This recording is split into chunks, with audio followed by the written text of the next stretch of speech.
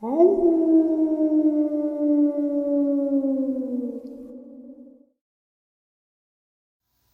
greetings and salutations, everyone. I hope everyone is still doing well, and welcome to today's bonus upload. Before we jump into it, a couple links. As many of you know, I rely on Patreon, PayPal, channel membership, and the merch to help the channel to continue to grow and go.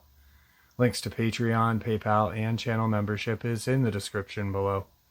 Merch displayed directly under the video. Also, Dogman Frightening Encounters, Volume 1 through 3, the audiobook versions. They were written and researched by Tom Lyons, narrated and produced by me, Jeff Nadolny. Those audiobooks are available on Audible, Amazon, and iTunes, links to which are also in the description as well. And finally, last but definitely not least, if you'd really like to help support the channel to continue to grow and go, simply subscribe. It doesn't cost a cent. Click the like button, takes half a second. If you don't want to miss out on any of the informative uploads I put out daily, click that bell icon, and folks, please leave a comment. Why? Well, because all of these things really do help the channel to continue to grow and go. And yes, folks, they definitely matter. Now, everyone, I have taken far too much of your time. Let's jump in to today's bonus, shall we? Today's first encounter comes to us from Tennessee. So I was chilling at home while my other friends went hiking for the day. I wasn't invited on this hike because I had college courses all day. But when they got back, they recited to me an experience that had happened. So my friends, including my best friend Brandon, were hiking around the Cherokee National Park. Before they knew it, the sun had set. Brandon was trying to get down to the second part of the trail faster. He slid down a hill. Little did he know it, he had ripped his pocket and his cell phone had fallen out. He didn't know this until about 15 minutes later when he wanted to text somebody and couldn't find it. They were already pretty far out at this point, but they used SnapMap to see if they could find his phone. He ran back and grabbed it, picked it up, and put it securely in his unripped pocket. Then he heard a blood-curdling scream. Now, he's had similar experiences, but not this close. At first, he thought it was a mountain lion until they distinctly heard, "Help, over here!" He walked up the incline and looked between the trees to see where the sound was coming from. And across the way he saw a man standing on the neighboring mountain. The scream stopped, and he was just staring over at Brandon, an unmoving silhouette. This continued for a few seconds before Brandon's fight or flight kicked in, and he went with it and just started running as fast as he could back to the meeting grounds. He looked back once and recited to me that the eyes of whatever was chasing him were reflective and far too big to be a mountain lion. He ran for about 8 minutes before he ran into two other friends that were on the trip, Caleb and Alex, and they were like, "Dude, what's wrong?" Brandon wasted no time explaining and tells them to let's go run. So they did. They ran another 10 minutes. All the while, the three of them were exclaiming that they kept hearing screams in all different kinds of tones, male, female. They finally got back, still feeling the chasing, and urged everyone to get into the car. After that, they sped off and did not look back. They still have not gone back to this day. To me, it sounds like a skinwalker encounter, but what do you think? Because I know since they are Navajo creatures, they mostly reside in the Midwest area, but I just don't know what else it could have been. We're in East Tennessee. I live the furthest out from my friends, 25 minutes from the nearest town and walking distance from the Cherokee Park border. Well, exactly, he said it right. It is not a skinwalker because Navajos don't live in East Tennessee unless a Navajo witch doctor is vacationing in Tennessee and you and your friends did something really bad to it. So no, definitely not a skinwalker. Maybe a shapeshifter of some sort. Maybe a dogman. Maybe a Sasquatch. Maybe you didn't see a man, or your friend didn't see a man. He saw a silhouette, like exclaimed in the encounter. Maybe he just saw the silhouette of what he thought was a man. Who knows? Definitely a terrifying encounter. What kind of made me, and I'm sure a lot of you listening to it, that it's not a man, was the reflective large eyes. So either way, definitely not a skinwalker, or in my eyes, definitely not a Navajo skinwalker, but maybe a shapeshifter of some Native American tribe that is in that area. Just my guess. Today's second encounter. I was born and raised in Potsdam, PA, and I still currently reside there. The sighting was about an hour west of Philadelphia and a half an hour away from Valley Forge. Anyway, last year, a friend and I went for a ride to catch up with an old friend. It was March 2020 on a Saturday night, and it just so happened to be the weekend the quarantine started. We were on Route 422 at around midnight, and it was odd because the highway is usually pretty busy on a Saturday night. But that night, we saw maybe 3 cars in the 30-minute ride. So we finished visiting our friend and started to make our way home. It was around 2:33 in the morning, and we were going westbound on 422. And again, we were pretty much the only car on the road. There's a patch of grass that divides the eastbound and westbound highway, and we were in the fast lane between the Collegeville and Royceford exit, when all of a sudden we passed something to the left of us on the grass. We couldn't see it until we were right upon it, and only could catch a glimpse of it for a second. This thing looked like it was on all fours, maybe eating roadkill or something, but unfortunately I could only see it from like the waist or hips down. It was much larger than a deer and had large, unkept, straggly, orangish, reddish fur. Kind of like the color of a red fox, but a little lighter in color. What really gets me was the legs on this thing. It had canine-like legs, but they were huge and muscular. It just had that shape that instantly told me this thing was not something you wanted to mess with. The legs looked like the drawings I've seen of werewolves or something evil. Something told me that this thing could walk on 2 legs if it wanted to. After we passed it, I asked my friend who was driving, "Did you see that?" He replied, "Yeah."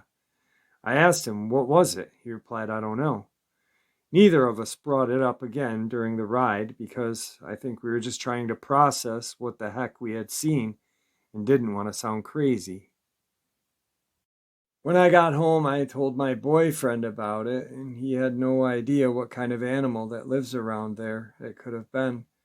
Next time I saw my friend who was driving that night, we both agreed that whatever we saw did not fit any description of the animal that lives around that area.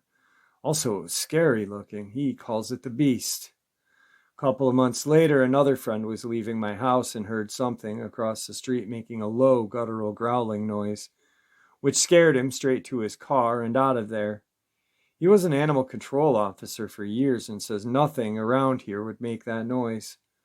Then about a month after that, my boyfriend was taking out the trash. When he got to the front door, he heard something scratching at the door and sniffing loudly. He said it sounded like a pig grunt sound, but obviously it was not a pig. This past October, my friend was sitting in his car in my driveway waiting for me to come outside. I noticed his doors were locked when I got to the car. He said he heard something that sounded kind of human, but didn't know what it was, and it scared him. Once I got into the car, I told him everything that I just shared and ended my story to him, saying, "A few months ago, I saw something on Route 422. And before I could say anything else, he said, "I saw it too." So I asked what color it was, and he described the same exact fur I saw. Then he said, when I saw it, it was running on 2 legs across the highway. And once it saw my car, it took off really fast, like nothing around here would be able to. My heart was beating so hard listening to him tell me this, because I know that he was not making it up. I was glad someone else had seen this thing. He doesn't know what it was, but said it was about 7 to 8 feet tall and looked nefarious. He agreed its legs looked evil. He saw it around the same time of year as me, and it was about the same time of night as well. I drive this highway all of the time and look for it every time, but haven't seen it since. Today's third encounter. I've heard deer make some pretty strange noises, but never heard one make a hissing noise myself. I'm not saying they can't. I've heard some noises in the woods that I can't explain, but the one that scared me the most was when I was 15 years old. I'd gone to bed at around 11 p.m. and was reading with the lights off except for the lamp beside my bed. It was about midnight, 12:30. I heard a faint noise coming from the creek bottom, about 3/4 of a mile away. We rented a house on a 300-acre cattle farm in southern Oregon.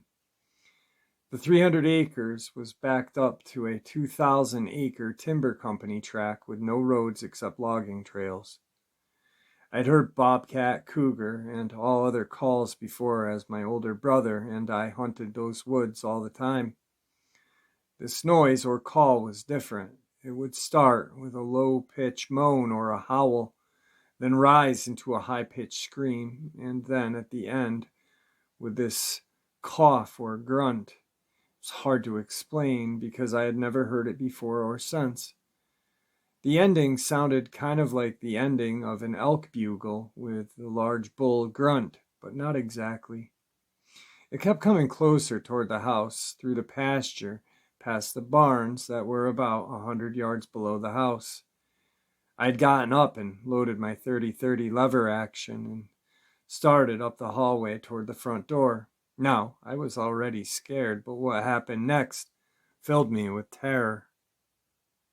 As I was walking by my parents' bedroom door, which was open, my dad said, "Son, stay in the house." I said, "What's that noise?" He said, "I don't know. I've never heard anything like it before." I froze in my tracks.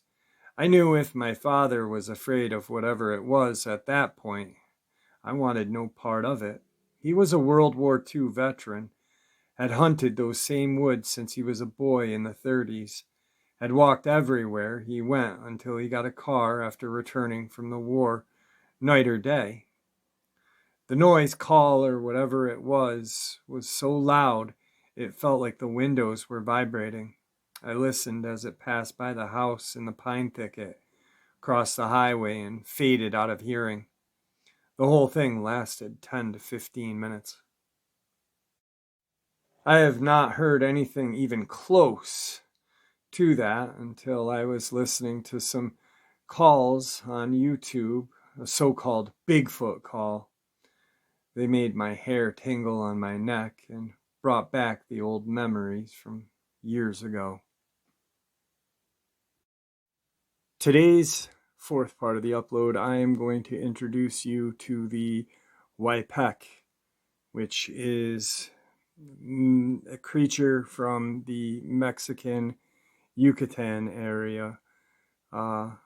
Way, which is spelled Huay, means sorcerer or animal familiar. And Pek means dog, but there's actually a little more meaning to the second word, Pek, P-E-K. So Pek, although seemingly Pek may seem an absurd name, was in antiquity a Mayan name, the god of lightning and death in his canine form.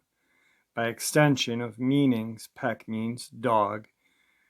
Do reflection, do brightness, can even do God do. So, in my translation of it, we are kind of looking at a humanoid dog, which only leaves one name for me, Dogman.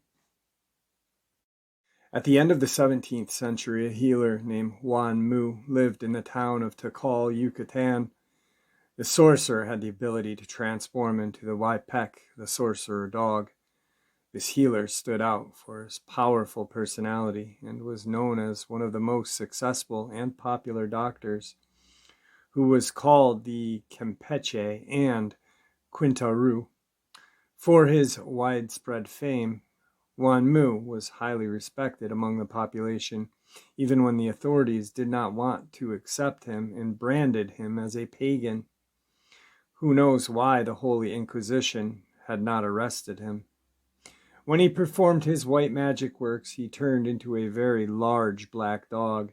As the Spaniards were a bit incredulous, one day, Colonel Bixstein, accompanied by other soldiers, decided to watch Juan Mu from a house located on the street near a cemetery. After 3 nights, they saw a large dog, and the colonel drew his weapon to scare it away, because he did not believe it was the Waipek. When the animal realized it, it saw him with its big red eyes, gave a blood-curdling howl, and threw itself onto the man, who went back and dropped his weapon, afraid of using it before such a demonic creature. The other soldiers were scared and hid under the window, crossed themselves, and prayed. The next day, Colonel Almenez told everyone about the adventure he had with the dreaded Waipek, whom he had seen and convinced of its existence. Waipek continues to live to this day. In the state of the Yucatan, there is the belief that there is not only a Nahal witch, but many of them who affect people and animals with their bad actions.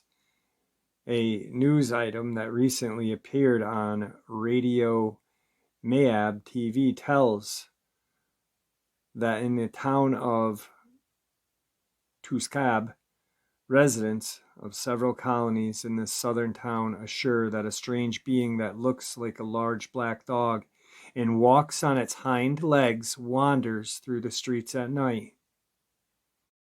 A wave of panic and terror invades the neighbors of the colonies: Guadalupe, Miguel, Hedlago, San Esteban, and Tres Reyes. Of these southern towns, due to the rumors that circulate in the sense that a stranger, being big, black, walks the streets at night, and dogs howl in its wake.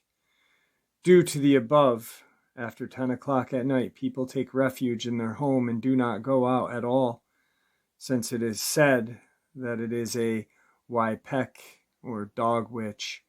They fear being attacked by said entity, and they affirm that when he walks through the streets, domestic dogs bark in despair.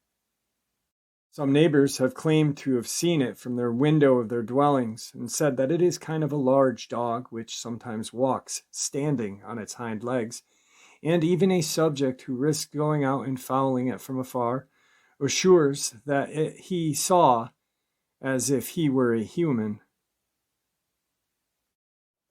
Today's final part of the upload. Stories from 2 men who grew up on the Zuni reservation just outside of Gallup, New Mexico. These are stories told to me by my 2 best friends of 20 years. I'm going to preface this by saying these 2 are some of the most honest people I had ever known, and it took them years before they would speak to me about this.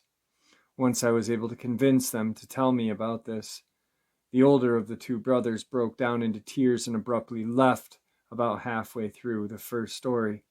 It was so traumatic for him to relive. I felt bad for that and haven't asked him to speak about it since that day. His younger brother, that I am closer with, provided the detail, as well as their cousin who carries a religious title that's essentially an enforcement position designated to deal with the presence of skinwalkers and related threats. This is very long. I was told by the Zunis that a bit different compared to other reservations on New Mexico, specifically because the United States government sanctioned land to all the native tribes. The Zuni didn't work with the government. Anybody who's traveled through New Mexico knows there's a casino on almost every res. The Zunis do not have a casino because they refuse to work with the government and specifically refuse to provide information about their heritage and the land they live upon. My buddy told me the tribe's elders taught him that the Zunis are in a specific area because they protected secrets of the land. I'm going to add a couple details that pertain to the story, and I'll explain on that later. Apparently, my friend's younger brother was born with a split tongue, like a lizard, and slits in his pupil instead of being round. You are probably making a face I made when I was first told, but keep in mind, all of this is religious to the Zunis. They are very serious about it. They do not allow non-tribal members this knowledge, nor do they allow the presence of non-Zunis. You can visit if invited, but would not be allowed to stay during certain times. Really quick though, if you think about that, split tongue. But what interested me was the slits in the pupil, meaning this person, if it is true, is able to see at night, almost like a nocturnal hunter, which we talked about in the Neanderthal comparative with Dogman. I'll start with the first story they shared when we were around 13 years old, and is the first experience of many that is too much for my friend to relive. He said that he was very young and was awoken abruptly in the night to a glass breaking.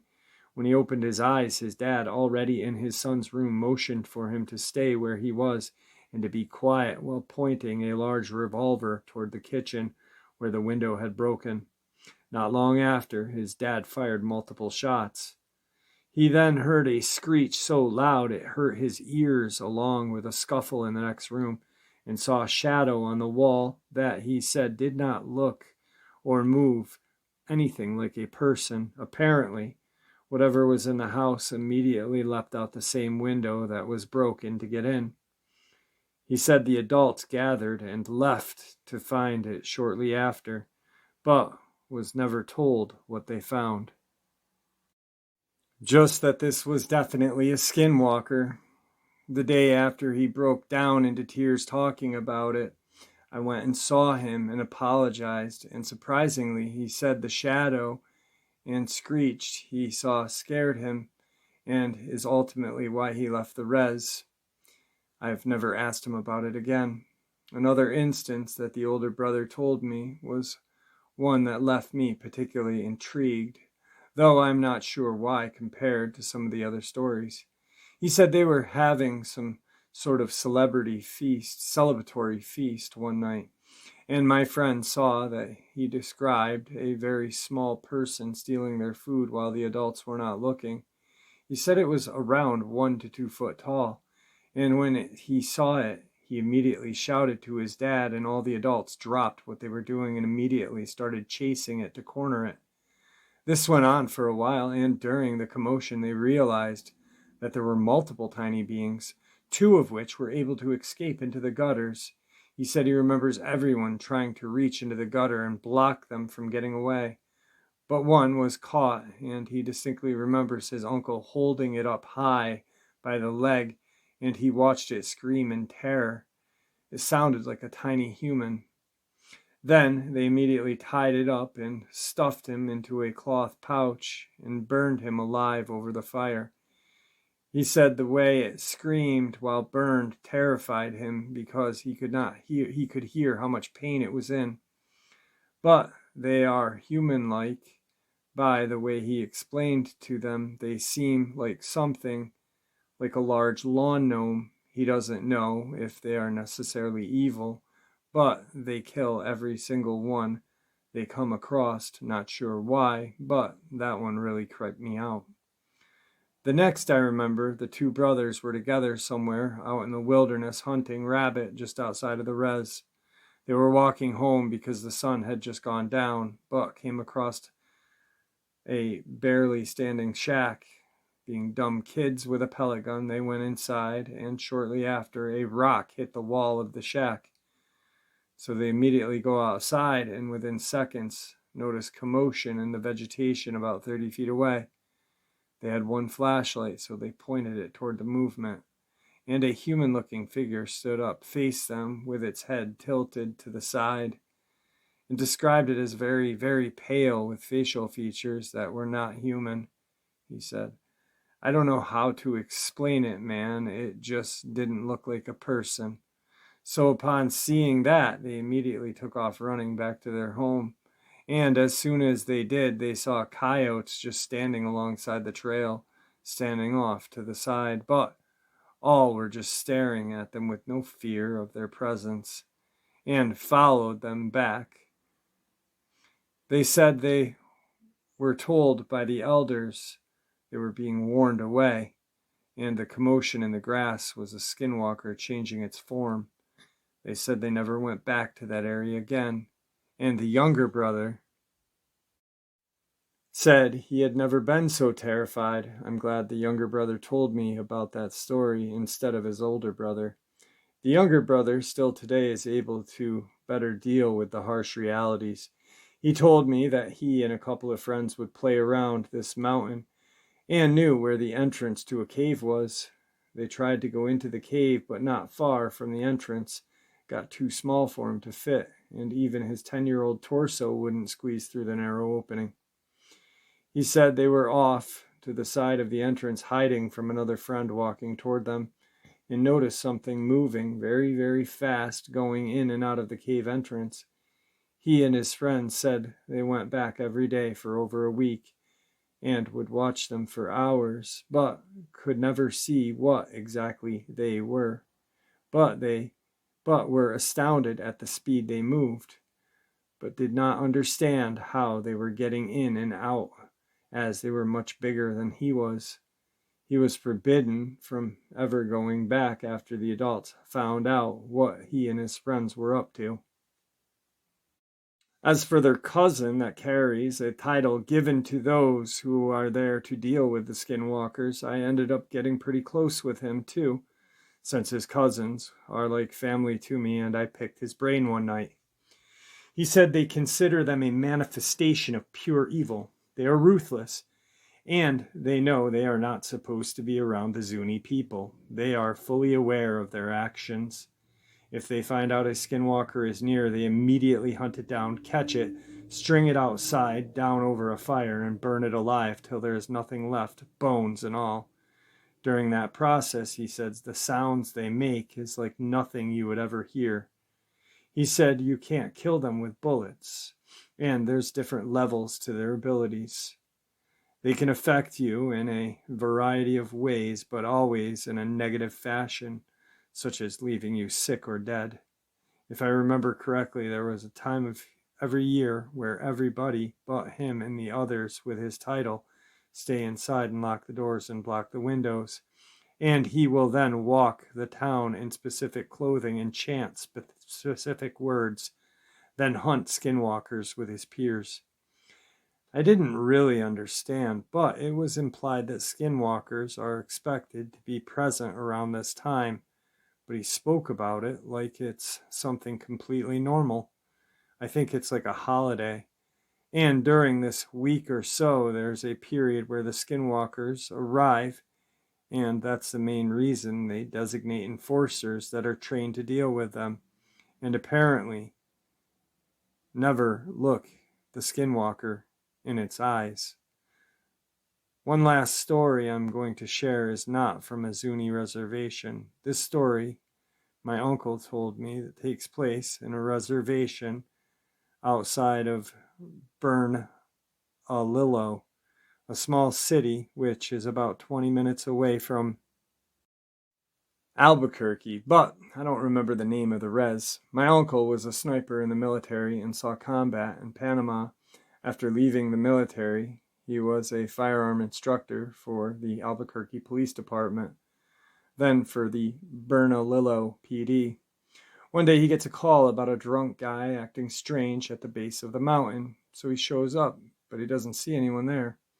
So he gets out and starts to look around, and at the base of the mountain he finds clothes neatly folded. As he turns around, he's surprised by what he calls the biggest wolf he had ever seen in his life, about 20 feet away, walking straight toward him.